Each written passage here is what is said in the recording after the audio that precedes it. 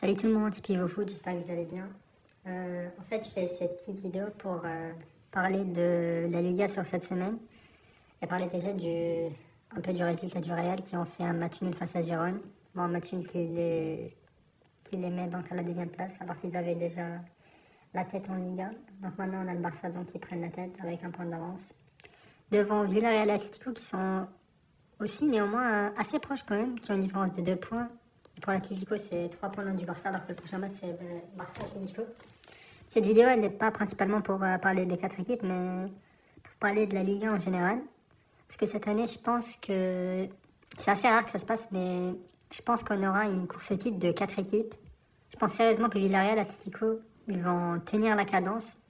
Genre avec le Barça et le Real, ils vont être très proches d'eux, peut-être pour les 15-16 prochains matchs. Je crois sérieusement qu'au 30e, 31e match, on aura toujours une différence de 3 ou de 4 points entre les 4 équipes. Mais bon, après, on n'a pas eu ça depuis 2021. Pour les personnes qui se rappellent, en 2021, Séville, Atlético, Barça Real, ils étaient distancés de 4-5 points, avec Séville qui était en super forme ce temps-là. C'était l'année aussi où ils ont pris l'Europa League, si je ne me trompe pas. Non, c'était en 2020, mais bon, je ne me rappelle plus. Mais sérieusement, je pense que cette année, ça peut se faire. Bon, je m'explique déjà. Bon, pour le Barça, c'est vrai qu'ils avaient des blessés. Là, bon, maintenant, ils sont en tête de Liga. Ils avaient des blessés. Les joueurs sont en train de venir. Donc, logiquement, ils vont continuer, on va dire, à collecter des victoires. Mais en termes de défense, ben, ils ont toujours pas de quadrille, on va dire, défensif fixe. La défense change, on va dire, constamment de match en match. Alors qu'ils jouent plus, je sais pas, à cause de son état mental. Koundé qui est totalement cramé. Les joueurs qui sont pas à leur niveau. Donc, je pense qu'ils pourront peut-être faire des matchs nuls ou peut-être des défaites imprévisibles face à des petites équipes de Liga si la défense elle est prise on va dire, prise au contre très souvent. Donc, je pense que le Barça perd des points à cause de leur défense, pas à cause de leur attaque, mais on verra comment ça se va se stabiliser. Parce que Flick, il a essayé déjà Martin dans l'axe sur le dernier match, donc on verra si peut-être il va consolider cette place et jouer à l'axe. Pour le Real, bon, alors le Real c'est un peu plus complexe parce que l'équipe elle est totalement désorganisée dans le jeu créatif. Donc pour eux, je suppose que ça, bon déjà ils ont joué 3 matchs à l'extérieur, c'est l'extérieur où ils sont nuls plutôt, donc à domicile ça va, ça se passe pas mal. Mais pour le Real, je pense que leur problème c'est l'équipe quoi. Et aussi face aux grands, eux ils ont plus de chances de perdre des points face aux grands, aussi peut-être face aux petits, mais bon, j'espère que ça va s'améliorer. Sinon ils vont peut-être se retrouver 4e d'ici 5 matchs.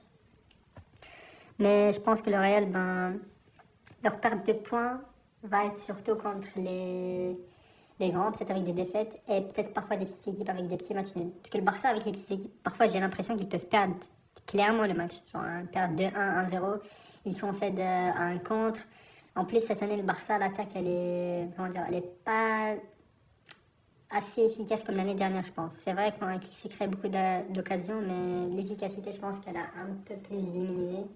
Et donc on verra. Après pour Villarreal, pourquoi je pense qu'ils vont vraiment tenir tête? Parce que déjà de 1, pour moi ils ont que la Ligue à jouer, parce qu'en Ligue des Champions ils sont en train de perdre. Et je le dis, en Ligue des Champions, ils font exprès de perdre Villarreal. Pour moi c'est une théorie, mais je sens Villarreal, ils font exprès de perdre en Ligue des Champions pour se concentrer sur la Liga. En fait, ils perdent pas parce qu'ils sont nuls, juste ils font exprès. Vous avez qu'à voir le match de Villarreal-Tottenham, le premier match, le but qu'ils ont concédé, ils ont perdu 1-0. C'était un contre du gardien. Aussi face à City, tu perds face à Pafos. Je suis désolée, mais tu peux pas perdre face à Pafos. Mais bon, pour moi, donc, la Ligue des Champions, elle est liquidée pour eux. Ils vont se concentrer sur la Ligue. Pour moi, leur équipe, ils ont une équipe assez cohérente dans le jeu, avec pas mal de petites, belles individualités. Ils ont Komesana, Romas, Nicolas Pepe, Sava qui revient pas mal. Il y a toujours Gérard Moreno, Ayos Perez. Donc pour moi, vraiment, je pense que s'ils se concentrent bien, ils peuvent tenir la cadence. Enfin, pour l'Atlético, qui sont en train de très bien revenir ces derniers temps, avec, je pense, 4 clean sheets sur les 5 derniers matchs. Alors eux, ça va dépendre un peu de leur parcours en Ligue des Champions, parce que s'ils vont loin, peut-être qu'ils vont perdre plus de points dans la Liga s'ils se concentrent moins. Ça, c'est aussi valable pour le Barça. S'ils vont plus loin en Ligue des Champions, qu'ils ont des matchs beaucoup plus importants, peut-être qu'ils vont faire la rotation en Liga et peut-être faire des matchs nuls et des défaites, puisque le Barça, en termes de rotation, l'équipe, elle n'est pas du tout soudée. Les individualités, elles ne savent pas vraiment faire la différence. Donc pour l'Atlético, je pense que s'ils sont éliminés en 8e, peut-être en barrage même. Je pense que la Liga, ben, ils peuvent sérieusement se concentrer parce qu'ils ont le niveau, ils ont le gabarit, ils ont les joueurs. Et ben oui, je pense qu'ils peuvent aussi tenir tête. Après, pour moi, c'est favori, ça va rester bien sûr le Barça. Si tous les joueurs reviennent bien en forme et qu'ils regagnent, on va dire, le niveau de l'année dernière, ben, pour moi, ça va être peut-être une formalité, mais je pense pas qu'ils sont aussi efficaces comme l'année dernière en attaque. C'est pour ça, donc, je pense que ça va être un peu serré avec les trois autres. Le Real, ben, ça va dépendre un peu de l'entraîneur et comment il va essayer de réorganiser la tactique Xabi Alonso. Villarreal, je pense qu'ils ont que ça à jouer, en fait. Ben, ils n'ont pas de Ligue des Champions, la Coupe, ouais, peut-être ils vont se faire éliminer avec, contre un Détroit.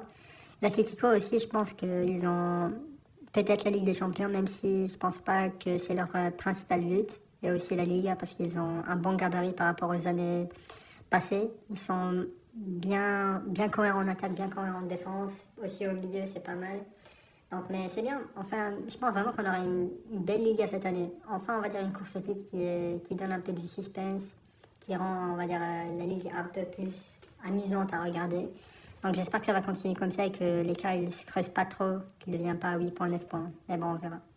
Merci beaucoup d'être resté jusqu'à la fin. À plus de vidéos et prenez soin de vous.